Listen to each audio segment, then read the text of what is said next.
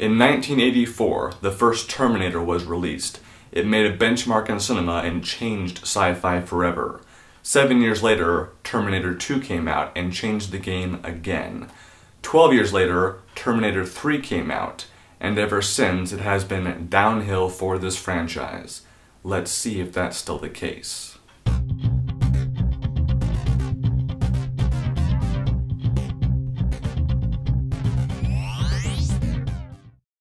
Terminator Genisys. In my opinion, this is the best Terminator since T2. I know that's not saying much, but all the same. The story follows Kyle Reese as he is sent back in time by John Connor to protect Sarah Connor and ensure John's existence. But as soon as he arrives, things go in a very different direction, and Kyle finds himself a part of a very different plan. According to James Cameron, this is the third film in the overall storyline of the Terminator series. It is the events that lead up to the beginning of the first film combined with two new storylines, one that Sarah Connor has been living with her T-800 Guardian, and one that Kyle Reese has glimpsed in a vision. Based on Sarah's timeline, she wants to use a transporter that she and her Guardian built to go back to 1997 to change the events that led to Skynet's initial attack on humanity.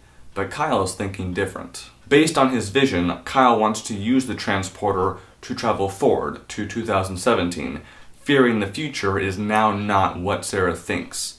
The latter ends up happening. It makes me feel like the people behind this franchise now are having a contest to see who can make the most confusing Terminator film. 'Cause T2 ended the story. The world got saved and the right people stayed alive. But now we're starting a new trilogy, 4 films in, and because I am who I am, I could not ignore it. I had to see if this film was on the right track. What worked for me was the presentation of the action, the visual effects, and the dynamic between Sarah and her Guardian. It's very interesting to see Sarah look at the T-800 like Kyle does in T2. It opens the opportunity for a banter dialogue that has never before been possible. The filmmakers take that opportunity and have a lot of fun with it.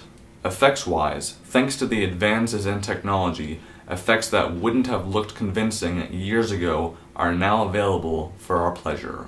And speaking of pleasure, despite playing out like a cartoon and avoiding realism, the action scenes are exciting and well thought out. I don't have a favorite scene, but a moment that I did like a lot was when John Connor is being pulled toward an MRI machine, and because of his transformation, he is able to hold his ground and slowly walk away from it.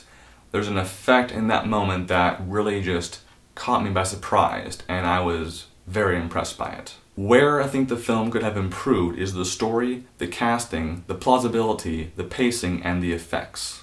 In the beginning, we see several Terminator skeletons. We've seen them before plenty of times, but for some reason in this movie, they look like something out of an old video game cutscene. Basically, not very realistic. As for the pacing, several dialogue scenes drag on for far too long and fail to match the pacing of the action scenes.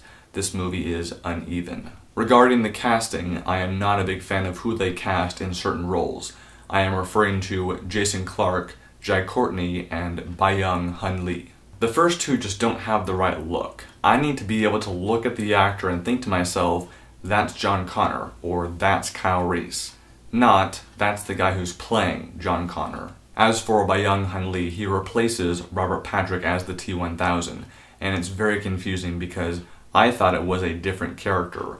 So my advice is, if you can't get the same actor, write in a different character. When it comes to the plausibility, J.K. Simmons plays a detective who investigates occurrences involving Terminators. We learn he does this as a result of his encounter with Sarah and Kyle back in 1984 when he was a cop. Are you and I supposed to buy that after one encounter with the Terminator, this character, who we never get to know, changed his career path so that for the sake of the story, he could reappear to help our heroes? Finally, let's talk story. To put it simply, there is too much going on in this movie for its own good. Showing the pre-story with Kyle Reese is interesting, but adding all the twists and additional timelines hinders the enjoyment factor. If I'm being honest, I must have spent the first half of this movie mentally keeping track of all the timelines, and that got frustrating fast. Take us on a journey, not a migraine. My overall impression of this movie is it's okay. I am not as excited about the next movie as I would like to be. I give Terminator Genisys 2.5 out of 5 stars. Thank you very much for your time. I appreciate it. Have an awesome day.